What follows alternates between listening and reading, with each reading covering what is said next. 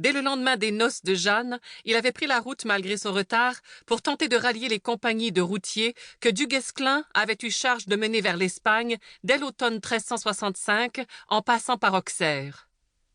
Parmi la troupe de routiers sans gloire mais bien nourris qu'il était parvenu à rejoindre, car elle était revenue d'Espagne avant les autres, Sam n'avait attendu qu'une occasion de se démarquer par quelque action d'éclat.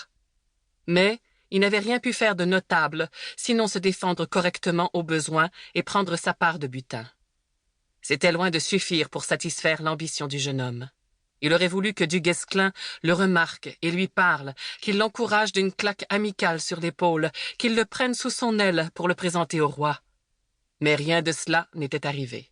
Sam n'avait pu apercevoir le Breton que de loin, et il n'avait jamais vu l'ombre d'un monarque. Une fois les Anglais aux portes de Paris, le roi de France n'avait pas ordonné d'attaque. Il s'était contenté d'observer la tentative de siège depuis les fenêtres de son hôtel Saint-Paul, où il logeait, sans s'émouvoir. Des conseillers lui avaient dit « Sire, vous n'avez que faire d'employer vos gens contre ces enragés. Laissez-les se fatiguer d'eux-mêmes. Ils se sont rabattus sur des fruits trop verts.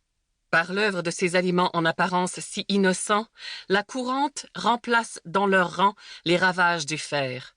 Ils crèvent en foule, et nous vous mettrons pas hors de votre héritage avec toutes ces fumières. Peut-être devrais-je me faire anoir pour être enfin en mesure d'approcher le roi de France un jour, s'était dit Sam avec amertume.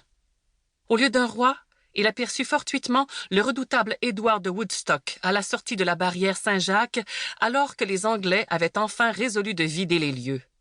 Il portait mal ses 40 ans que la guerre et les abus avaient alourdis. Son gros visage sanguin, au front presque fuyant, s'ornait d'une barbe drue et d'une moustache vaguement blonde. Et, comme pour former contraste avec la virilité porcine de son menton, ses sourcils droits dessinaient au-dessus de ses fortes arcades un trait trop mince. Il ressemblait à ceux d'une femme. Une foule de chevaliers français s'était assemblée près de la barrière pour les regarder partir. Sam se joignit à eux. L'un des Anglais se détacha soudain de la file. Il fit volte-face et revint, par défi, heurter sa lance contre la barrière. Les chevaliers applaudirent ce geste dont ils virent la bravoure, mais pas l'outrage qu'il représentait. Ils laissèrent l'Anglais rebrousser chemin en dépit de son coup de lance qui constituait, ni plus ni moins, que la désacralisation de murailles jugées inviolables. Ce fut la riposte d'un boucher qui, lui, avait décidé de réagir à l'injure qui rappela les chevaliers à leur devoir. La bravade de l'Anglais lui coûta un coup de hache qui lui fut fatal. Après quoi, ils se mirent à 4 pour frapper le défunt, pour le profaner à son tour. On autorisa tout de même les seigneurs anglais à venir le ramasser pour l'ensevelir en terre sainte. La guigne les a rendus non seulement malhabiles, mais écervelés, dit Sam à son voisin. Ouais, quoi que l'on fasse, les Anglais ne seront jamais faits pour s'entendre avec nous autres, méridionaux. Ils sont trop ennuyeux. On dirait que, depuis Maupertuis, ils ne sont plus capables d'admettre les vexations d'une défaite. Sam ne le démentit pas. Il avait côtoyé des Anglais suffisamment longtemps pour constater qu'ils étaient encore plus incommodes à vivre comme compagnons que comme ennemis. Il leur préférait de loin le flamboyant Satan, un compatriote qui, lui, au moins, s'était démarqué en ayant le cœur de ferrailler contre des hommes et non contre des murs. Il soupira et dit « En tout cas, moi je m'en vais. Je n'ai plus rien à faire à Paris. Les femmes d'ici ne me réussissent pas et j'en ai marre des espérances bretonnes de Du Guesclin. » De plus, il n'aimait pas les grandes cités. Il en avait vu suffisamment pour s'en convaincre.